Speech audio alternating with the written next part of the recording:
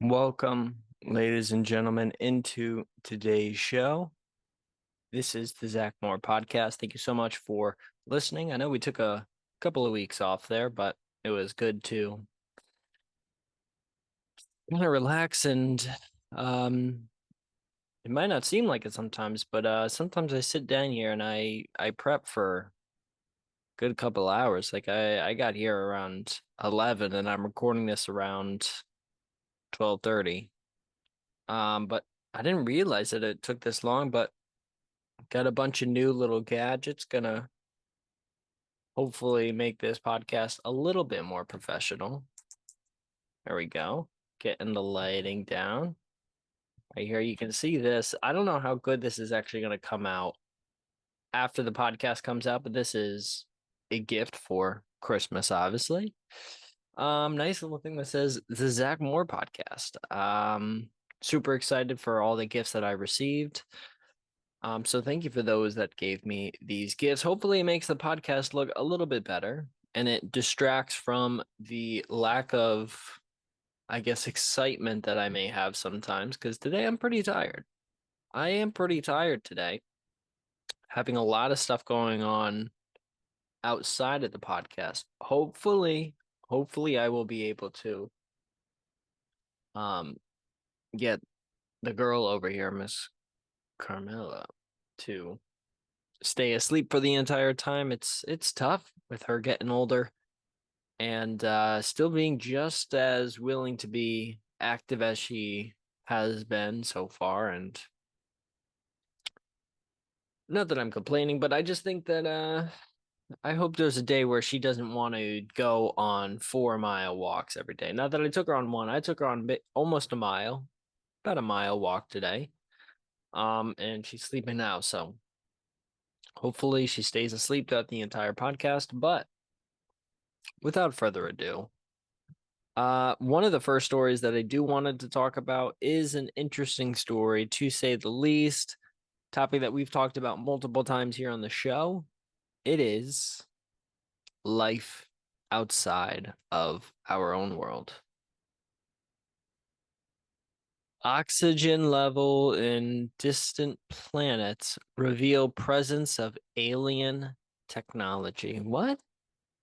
Alien technology is revealed. Okay, let's read this article. This is by Earth.com. In the ever-evolving quest to uncover extraterrestrial life, researchers are now expanding their scope to include not just biological indicators like oxygen, but also signs of technology. This shift in focus brings to light a key element often associated with life as we know it, oxygen. Oxygen, as we know, is very important for the survivability of not just me and you, but for the ultimate explosion of life that was originally here on this planet millions, if not billions of years ago. So it is something that is very important. Adam Frank of the University of Rochester and Amedeo Balbi, Associate Professor of Astronomy and Astrophysics at the University of Roma Tor Vergata, Italy, delve into this connection and their thought-provoking new study. Their research highlights the intricate relationship between atmospheric oxygen and the emergence of advanced technology on distant planets. So, how the relationship between, say, you have more oxygen on your planet than another one. One, does this mean that life even is able to survive and thrive and evolve and make it from generation to generation and still survive? Or could it possibly mean that at lower uh concentrations of oxygen that there is a certain limit at to what a technology or a technological civilization can be achieved? This is kind of what the study was kind of discussing and trying to talk about, and let's continue reading. Frank emphasizes the readiness to detect life beyond Earth, questioning how planetary conditions might hint at intelligent technology producing life. Quote, we are ready to find signatures of life on alien worlds. But how do the conditions on a planet tell us about the possibility for intelligent technology producing life? Balbi adds, discussing their exploration into whether any atmosphere composition could support advanced technology. Their findings suggest strict atmospheric requirements for such advancement. So when we get to a certain point, there is a limit as to what you have to get above this certain threshold for the amount of oxygen. This is kind of what their research has pointed out, that say, and these are not real numbers that they were using in their study, but say on a scale from 1 to 10, let's say in order to get to a civilization much like we have here on Earth currently in 2024, you need to have a 5 out of 10 oxygen level. Now, if you have another planet out there that has, say, a 4 out of 10 oxygen level, and they had all the same conditions on their planet as we do here, the same basic history, the same amount of resources and atmospheric conditions besides the oxygen, would they progress to the same level in the same amount of time as we have on this planet? It depends, is what this is basically saying. And then obviously, if you have more, does that mean that the society will progress faster? Not too sure. Concept of technospheres. What's a technosphere? Well, the duo introduces the concept of technosphere, vast domains of advanced technology emitting unique signs or technosignatures indicative of extraterrestrial intelligence. They argue that oxygen is not only vital for respiration and metabolism in multicellular organisms, but also essential for developing fire, a cornerstone of technological civilizations. On Earth, the evolution of technology has hinged on the ability to use or utilize open air combustion, a process for fuel and an oxygen. Oxygen is typically that oxidant combined to create fire. From cooking and metal forging to energy harnessing, combustion has been pivotal in shaping industrial society. So if they went the industrial route, if they wanted to fuse metals, if they wanted to have cars that run on combustion engines where you're blowing up, basically creating explosions inside of the engine to push a piston. If that's the route that they have gone down, then we could probably surmise that if you're having a civilization that has, say, to go back to my earlier point, a 5 or a 6 out of 10 oxygen level versus a 3 to 4 oxygen level, there could be a massive difference in the technological advancement of that civilization just due to the fact of there is more or less oxygen in the atmosphere to do these things, to have this cellular respiration and metabolism among these multicellular organisms. Because if you have less oxygen, you're not able to reproduce as fastly, especially down to very, very small cells. And then if you're going to cook your meats, if you're going to do all the stuff that us as early hunter-gatherers did, where we're cooking foods over fire and we're boiling water from rivers and lakes and stuff to get the toxins out of it. If you have less oxygen on that planet, it's going to be much harder to have a fire and keep it sustained. You're going to need a lot more fuel for that fire if you have less oxygen in the atmosphere. On the other side, if you have more oxygen in the atmosphere, you need far less resources in order to keep that fire going, per se. So in these two different examples, and these in particular with the fire, and then obviously with the cellular respiration, the oxygen content level, or the oxygen content, I'll just say, of the atmosphere is extremely important. And you can see how over the course of our existence and our evolution that you could potentially have a lot of things either sped up or slowed down in terms of our advancement forward just due to the amount of oxygen in the atmosphere, because there's a lot of things, believe it or not, that use combustion. I mean, I'm sitting right next to a highway, and if the oxygen level was about 10 to 15% more on this planet, or 10 to 15% less on this planet, I don't know if these very cars that are driving next to me on this highway would still be here. That is to be determined. But it's an interesting thought experiment. But let's continue on. You might be able to get biology. You might even able to get intelligent creatures in a world that doesn't have oxygen, Frank says. But without a ready source of fire, you're never going to develop higher technology because higher technology requires fuel and melting. So maybe with that, once again, going back to this scale, if you have a 4 out of 10 oxygen level, where we currently have a 5 out of 10, there's basically going to be an upper limit to the amount of stuff that you can really do, the amount of technology and advancement of a society that you can potentially do. Let's continue on.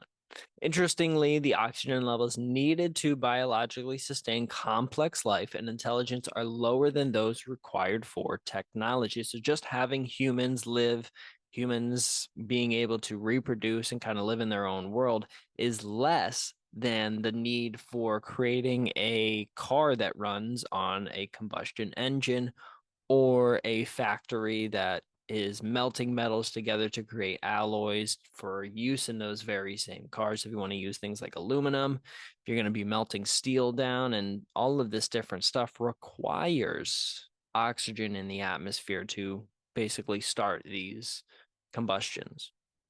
Thus, while a series might evolve in an oxygen deficient world, it is unlikely to progress, keyword is progress, into a technological species, the study suggests. Next up, the oxygen bottleneck. Frank elaborates on this bottleneck, stating that high oxygen levels are a prerequisite for a technological species. Without it, all other conditions may align, but technological advancement remains unachievable. Quote, the presence of high degrees of oxygen in the atmosphere is like a bottleneck. You have to get through in order to have a technological species, Frank says. Quote, you can have everything else work out, but if you don't have oxygen in the atmosphere, you're not going to have a technological species. So just the very presence of oxygen is highly indicative of a technological species. Like we think of here on Earth, obviously, with all the combustion and stuff that I've mentioned over and over again, there are places like K2-18b. Now, I don't know if they've discovered a specific level of oxygen in the atmosphere, but there is very strong evidence that there are organisms already on that planet because there are certain byproducts that are being pushed out from um, I don't know the exact thing off the top of my head, but for K2-18b, it is an exoplanet that is pretty far away from us, but there is a certain compound in the atmosphere that can only be created, or that we know can only be created by organisms that are here on Earth. So by living organisms, their byproduct of doing what they do, just living their life, their byproduct goes up into the atmosphere and it presents itself as this particular chemical structure. And we found that in K2-18b's atmosphere. And this is crazy, crazy, crazy, a very important thing. We need to do a lot more research into the topic. And I hope so that we'll be able to figure some more stuff out about that. However, let's say K2-18b has maybe half of the oxygen that we do. If we fast forward 100, a million, a billion years in the future, will that life evolve into something similar or even resembles anything here on Earth? According to the study, it's going to be much, much harder. Much, much harder. Because, like they say, the presence of high degrees of oxygen in the atmosphere is like a bottleneck. You have to get through in order to have a technological species. You can have everything else work out, but if you don't have oxygen in the atmosphere, you're not going to have a technological species. You're not going to be creating Star Trek. You're not going to have this crazy, crazy advanced civilization if you have a lower level of oxygen in the atmosphere, which is interesting. All right, and now let's go on to the implications, our final thing. Frank concludes by emphasizing the need to focus on planets with high oxygen levels, as their atmospheres could be a significant indicator in locating potential technosignatures. Quote, targeting planets with high oxygen levels should be prioritized because the presence or absence of high oxygen levels in exoplanet atmospheres could be a major clue in finding potential technosignatures. So finding very advanced civilizations. If we look at a planet that has, and we're able to look through its atmosphere and see that there is a high level of oxygen there, that could be a good sign that there is most likely a civilization that, if not now, but in the future, could be extremely intelligent and possibly outperform us in their technological advancements. Maybe they progress to nuclear fission and nuclear fusion faster. Maybe they decide not to drop atomic bombs on other countries or other places on their planet. And as a result, they're able to use that technology for power and for creation of other technologies. And they're able to progress much faster on that planet than we are here. And you take that out 5, 10, 15, 20, 100, 1,000, 10,000, 100,000 years, and all of a sudden you have a civilization who is outperforming even what our science fiction novels are able to basically think up. Balbi adds a cautionary note on interpreting such detections, highlighting the monumental implications of discovering intelligent technological life on another planet and the importance of being skeptical about technosignatures from planets with insufficient atmospheric oxygen. Quote, the implication of discovering intelligent technological life on another planet would be huge. Therefore, we need to be extremely cautious in interpreting possible detections. Our study suggests that we would be skeptical of potential technosignatures from a planet with insufficient atmospheric oxygen. Therefore, let me read it again. Therefore, we need to be extremely cautious in interpreting possible detections. Our study suggests that we would be skeptical of potential technosignatures from a planet with insufficient atmospheric oxygen. So if there's a planet and we say, once again, I'm going to keep going back to this, they have a 4 out of 10 oxygen where we on Earth have a 5 out of 10 oxygen. If we find a place that has a 2 out of 10, that does not necessarily mean that we should write them off because there is no chance that they'll ever have life there. That's not what this study is saying. This study is saying there is a potential that a 2 out of 10 planet oxygen level would not be able to get to a technological advancement as we have here on Earth in a same or similar time frame. That is basically what it's saying. It's not saying that life cannot exist on a 2 out of 10 or a 1 out of 10 oxygen level planet. It is saying, however, that there does seem to be a lot of evidence and a lot of different factors that contribute to the advancement of a civilization on a specific time period. And oxygen has a lot to do with that, particularly when it comes to combustion. I mean, if you think about even 200-300 years ago, when we're just beginning, we're saying 1800s, 1700s.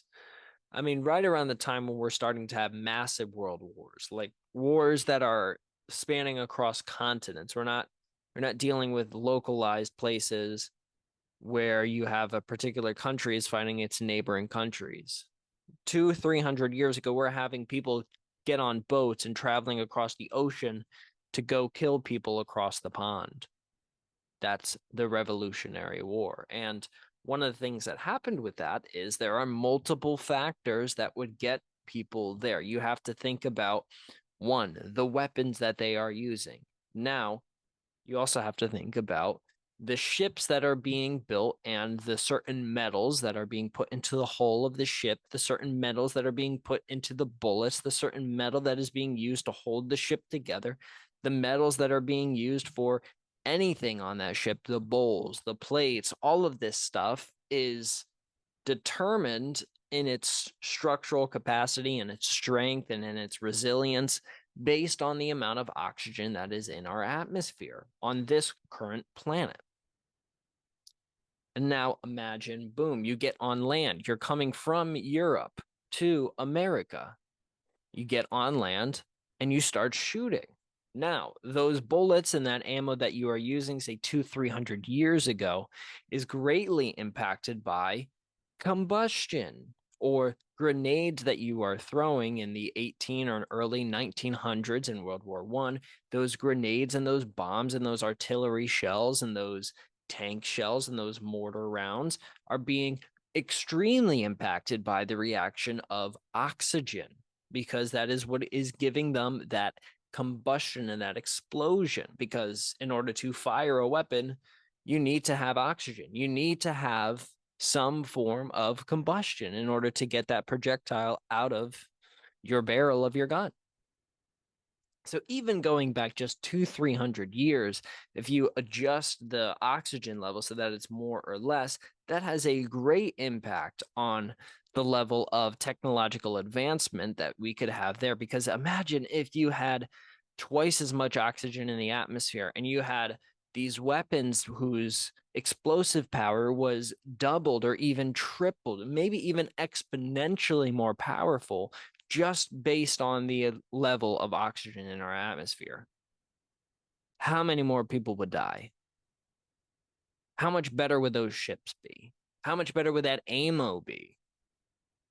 How much better would all of their supplies be?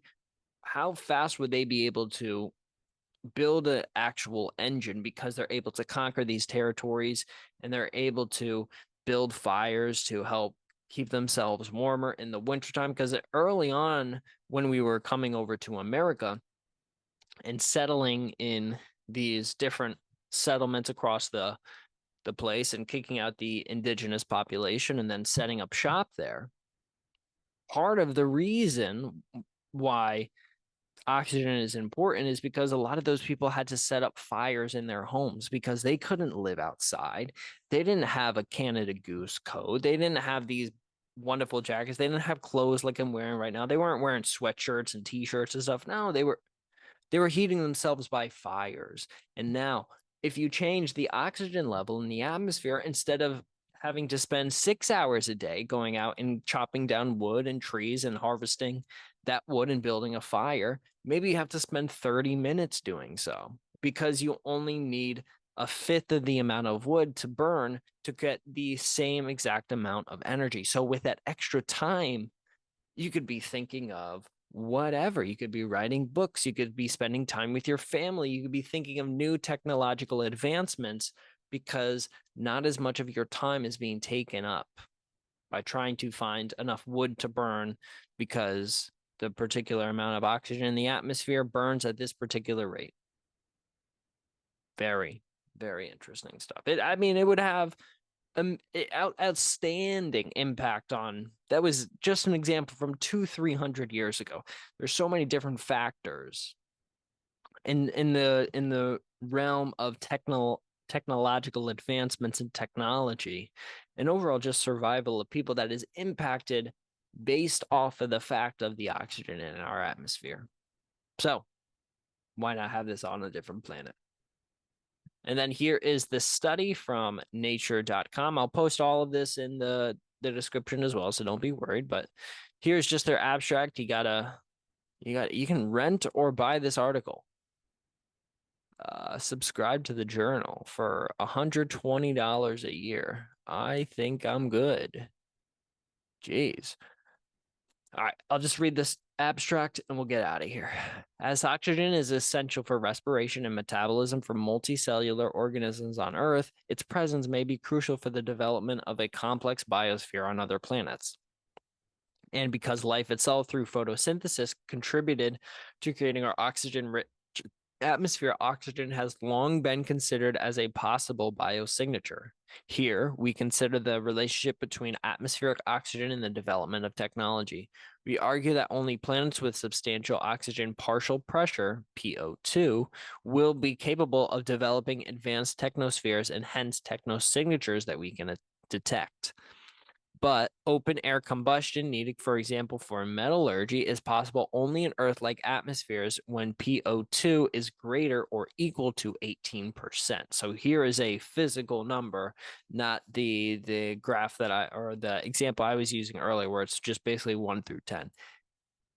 Equal or above 18% oxygen partial pressure. That's what they're using. This limit is higher than the one needed to sustain a complex biosphere in multicellular organisms. We further review other possible planetary atmospheric compositions and conclude that oxygen is the most likely candidate for the evolution of technological species. Thus, the presence of PO2 being equal or more than 18% in exoplanet atmospheres may represent a contextual prior required for the planning and interpretation of technosignature searches. So be on the lookout next time they talk about a particular exoplanet that they're looking at as this amount of oxygen in the atmosphere. Maybe if you fast forward 5, 10, 15, whatever the time frame you want to use, maybe that means that they'll advance either faster, equal, or slower than us.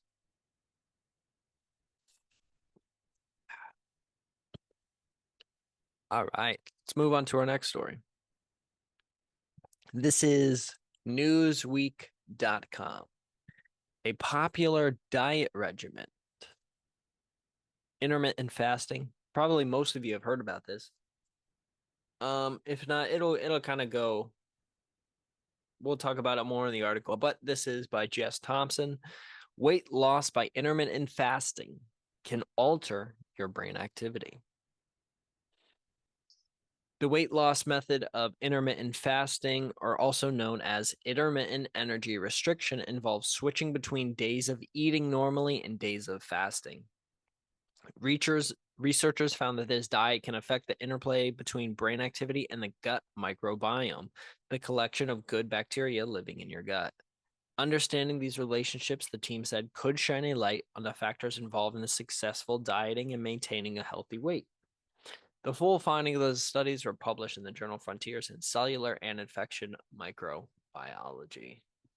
Quote, the composition of the gut microbiome is greatly influenced by dietary choices. Professor Qiang Zheng, a researcher at the Health Management Institute of the PLA General Hospital in Beijing, told Newsweek.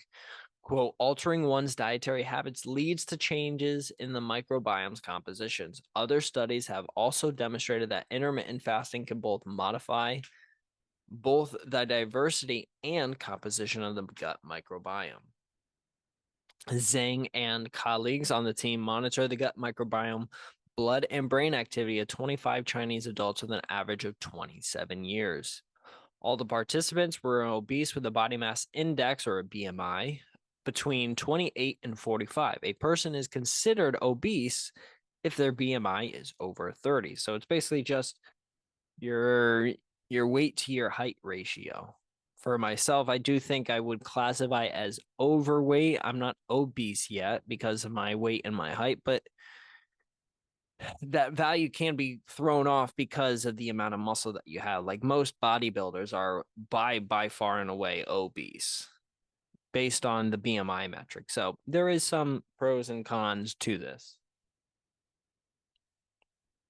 Zhang and colleagues on the team monitor the gut microbiome, blood and brain activity of these adults, and obesity is a major risk factor, obviously.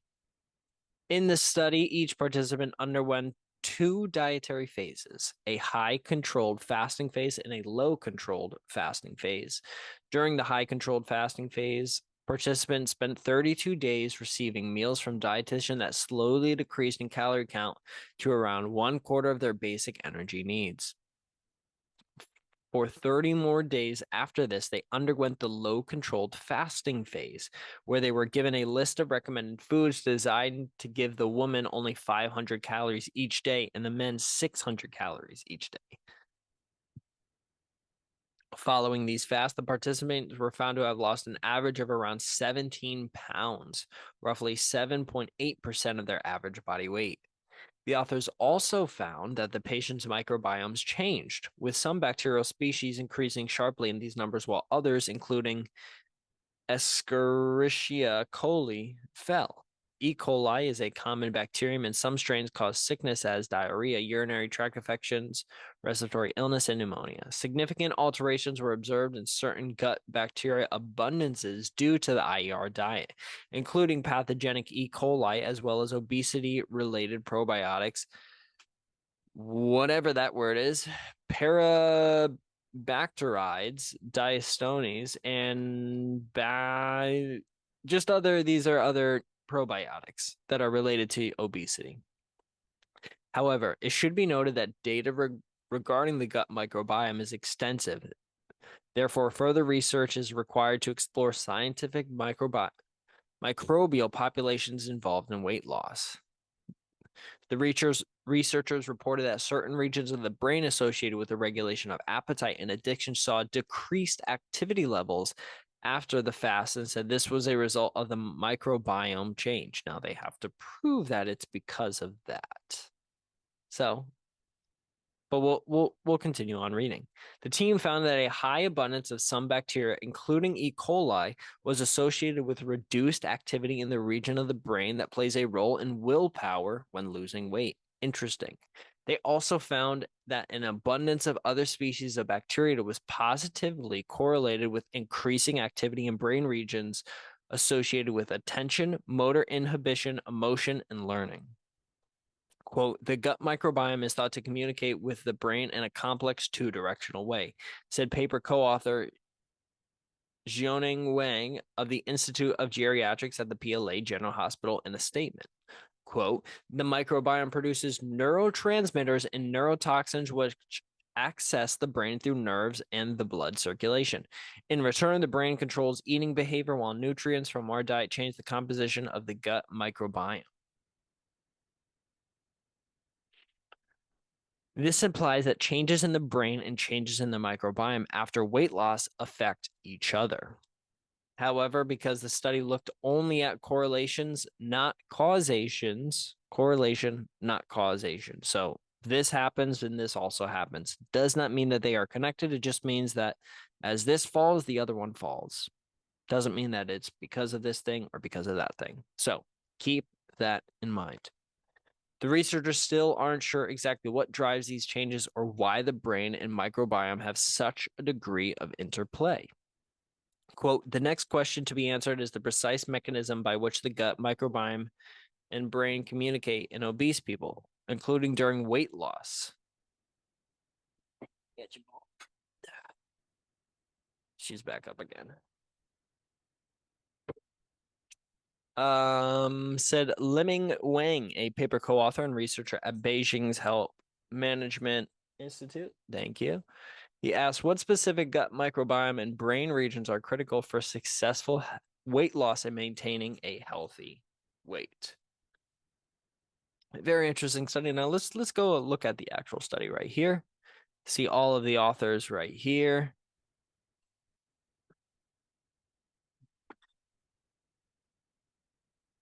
All right. You can kind of see objective intermittent energy restriction is an effective weight loss strategy. However, little is known about the dynamic effects of IER on the brain gut microbiome axis. So here's boom.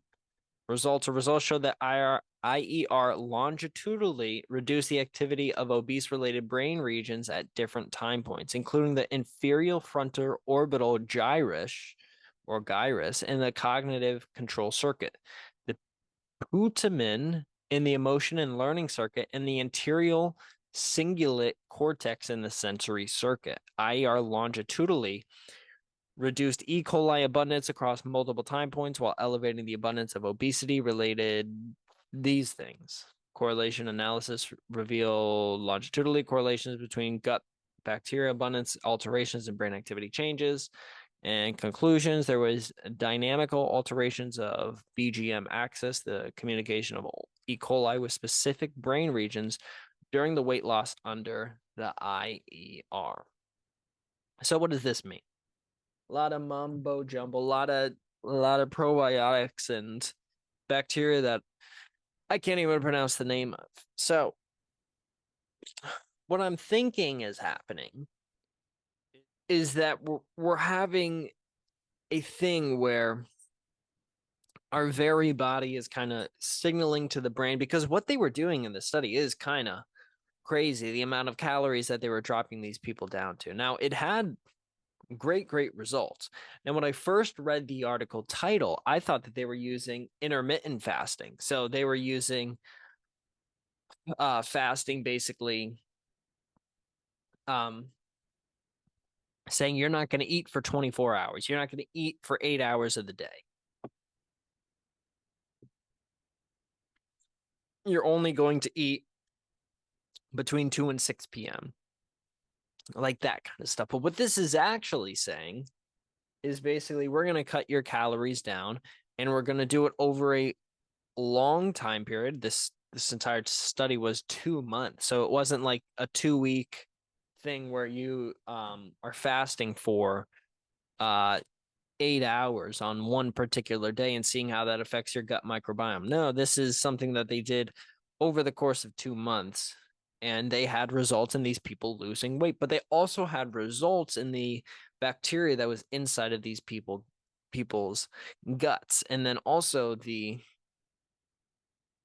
right here it says they reduce the activity of obese related brain regions. So there are parts of the brain that are associated with things such as your appetite and your metabolism. And I mean, you can just see cognitive control circuit, emotion and learning circuit, and the sensory circuit. So these different portions of the brain where you're going to have different um parts being poked and prodded and having different outcomes in the body. So some parts of the brain are used to help with coordination. Some are meant to deal with emotions. Other are meant to deal with motivations and the way that our bodies actually process fats, carbs, and protein, all this stuff.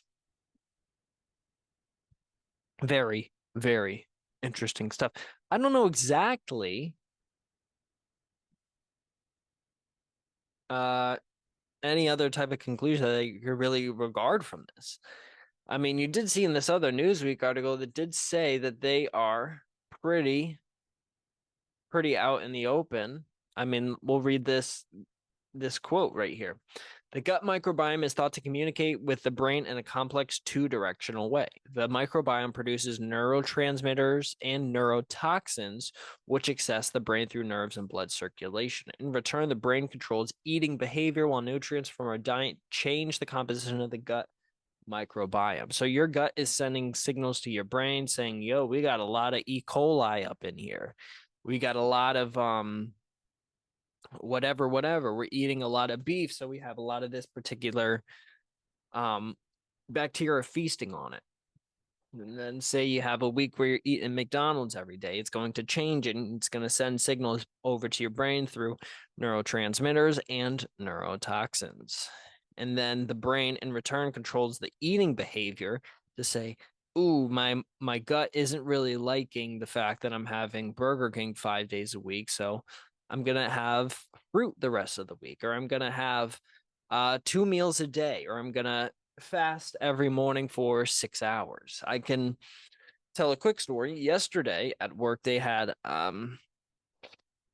they had what did they have? They had my mother's favorite dark chocolate nonpareils. They also had I think was chocolate chip muffins. The actual muffin was not just like the regular bread. It was just it tasted like it was almost oatmeal. So it was, I guess, oatmeal chocolate chip. There was no raisins or anything in it, but it was very good.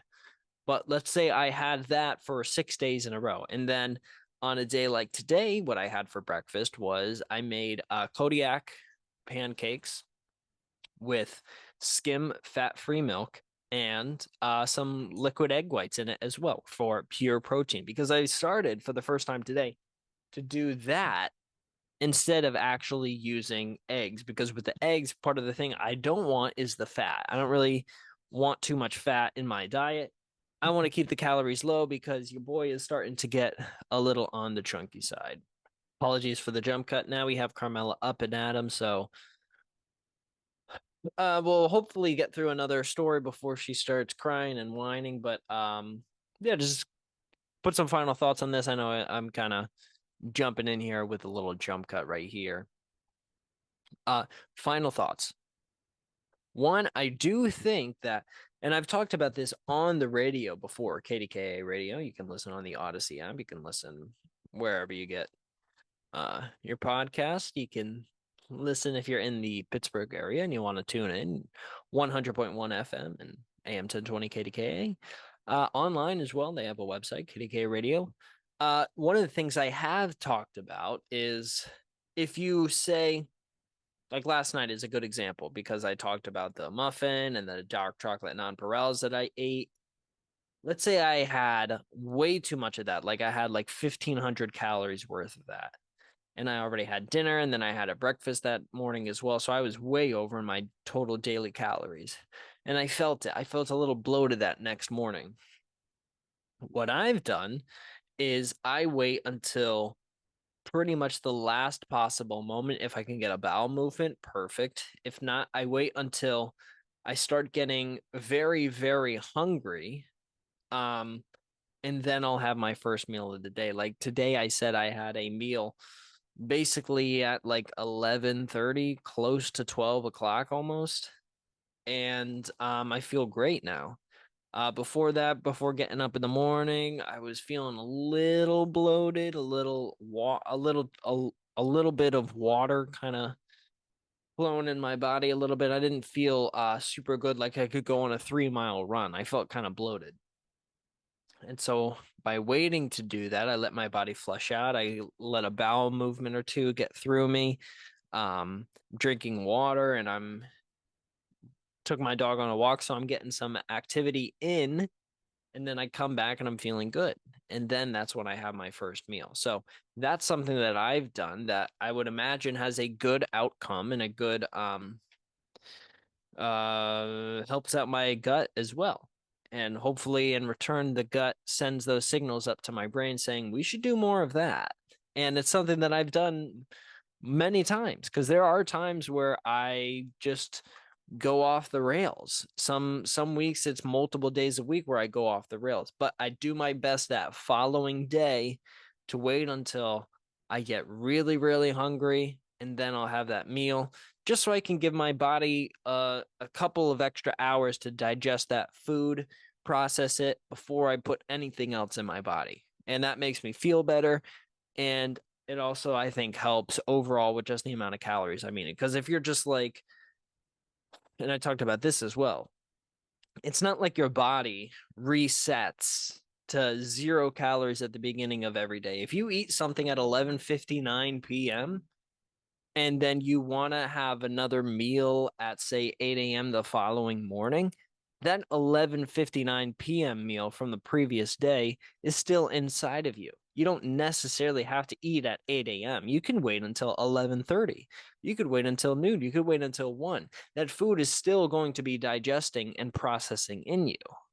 Now, if you're trying to gain weight and you're trying to put on a lot of muscle, I would advise you to at 8 a.m. the following morning to eat as well. Because if you're trying to pack on the pounds and pack on as many calories as you possibly can, it would be smart to do so. But for most people, they're either trying to lose or maintain weight. So if you're going to pig out and you're going to eat super late at night that following morning, just wait a couple of extra hours and see how it makes you feel once you have a little bit less food in your system. But that's just kind of my advice. Stay safe out there, man. All right, our final story. All right. Let me get a drink of water. All right. Scientists, this is from Business Insider, scientists had a groundbreaking conversation with a humpback whale in her own language, and it could help humans chat with aliens one day. Very, very cool story.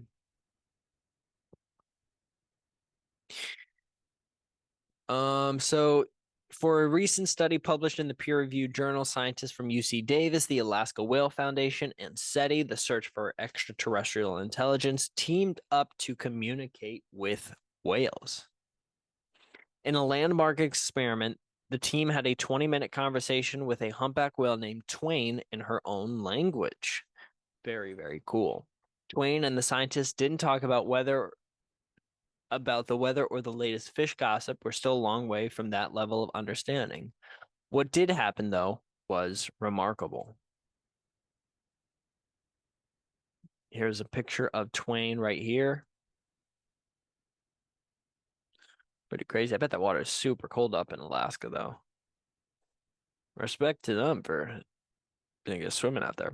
The scientists sailed a boat off the coast of Alaska and played what's called a contact call into the ocean to see if any whales would respond. Contact calls is similar to a human greeting. Whales use them to call over other whales or let each other know where they are.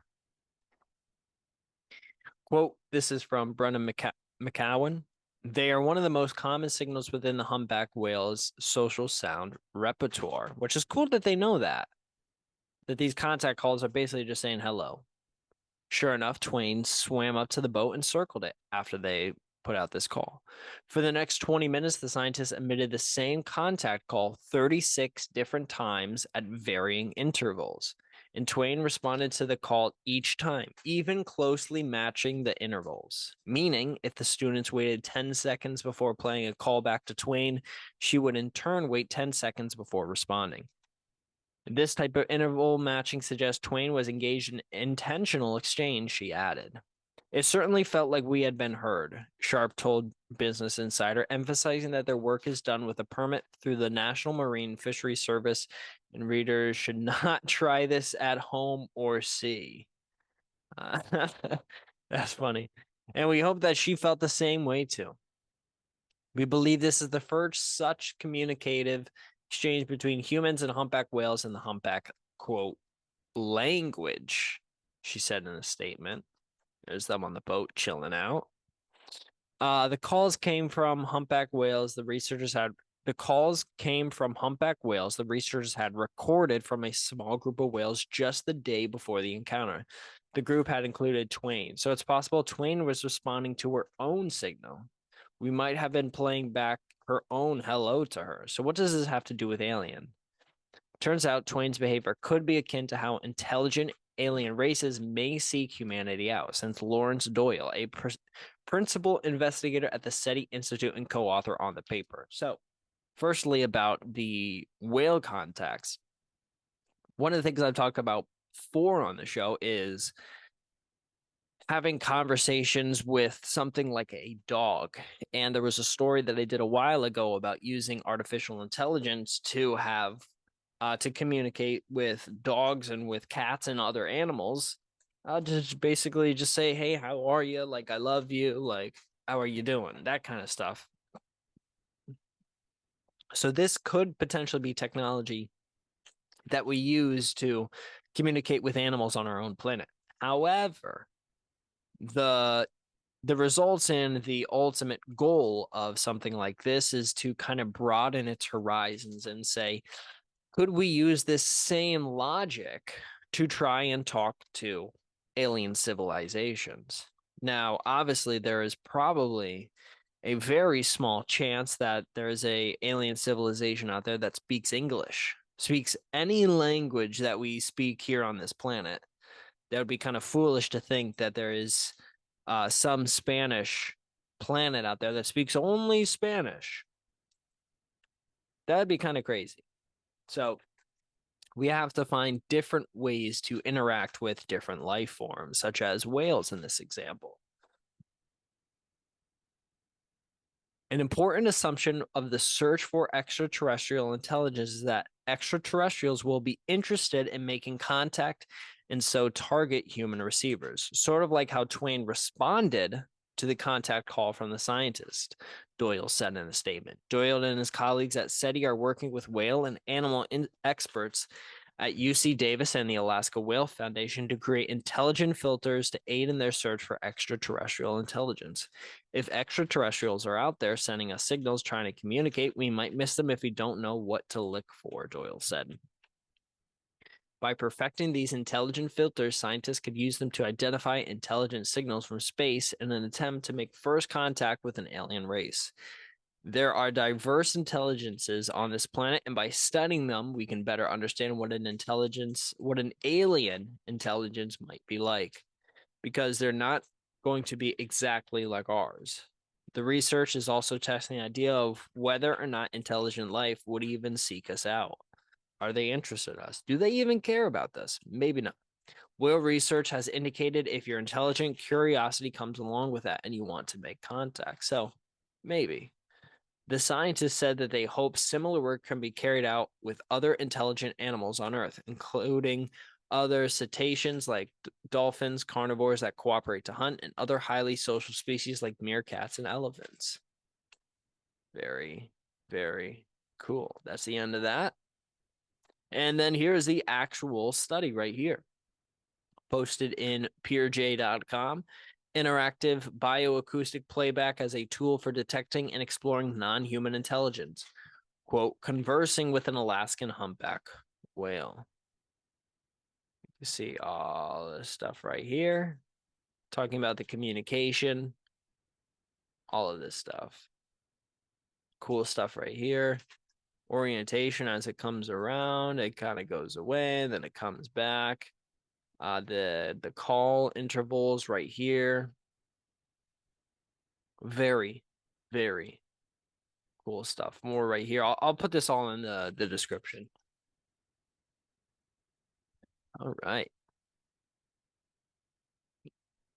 If indeed we are able to communicate with these outside technologies and these outside species that maybe on their planet have a little more oxygen than we do here, and they're a little bit more technologically advanced, would we, one, be able to speak to them, but also could we use the same thing to speak to the whales that are on that planet? That'd be pretty cool. Anyways, thank you so much for listening to today's show. Gonna have another show that I record tomorrow. I promise. Gonna have extra time tomorrow. These past couple of weeks have been crazy. I've been spending a lot of time with my wife, which is nice because we like to hang out. We watched during Christmas. This was like 2 weeks ago. We watched a bunch of old SpongeBob episodes, and that was so much fun because growing up, I watched it alone. I didn't have really any friends who I would hang out and watch it with, but at the same time, when I was doing it as a kid, so was my wife. So it was cool to spend that time together and do that together as adults, living together, as opposed to as kids not knowing each other in other worlds, having no idea that the other existed, but still enjoying the same thing. So find somebody who likes to watch SpongeBob with you. That's the ultimate goal of today's show. Once again, production value just keeps going up. I did try for about like 15 minutes before the show today to try and block off um this light over here so that you could better see this, so you can see the Zach Moore podcast stuff a little bit better. It's got other lights too. It's got different light modes. There we go. That's what I was trying to do the whole time, that I was switching like that, because I think that's pretty cool. Anyways, that's just how we're gonna end it. We're gonna end it with saying thank you so much for the Christmas gift to my family members, to my wife for being awesome, and spending time with me, for Carmela for sleeping for a good portion of that. Unfortunately, now she is awake and she is ripping apart a bag.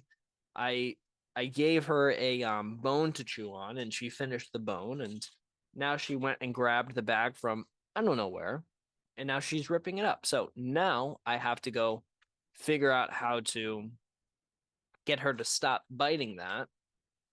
So that's what I'm about to go do now. Um,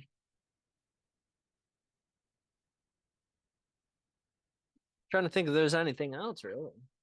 I mean, we're in 2024. It's the third day of the year. Excited to do this. Hopefully, many more episodes. We got a lot of the NFL season still upon us. We still have a couple of weeks left in the season before we reach the Super Bowl and crown our champions. And I think we'll have a team in the Super Bowl that hasn't been there in quite some time, and another team on the other side in the NFC who I think hasn't been there in only a few years. This time with a much similar quarterback situation. But you have to wait and listen to that. This is the Zach Moore podcast. Thank you so much for listening.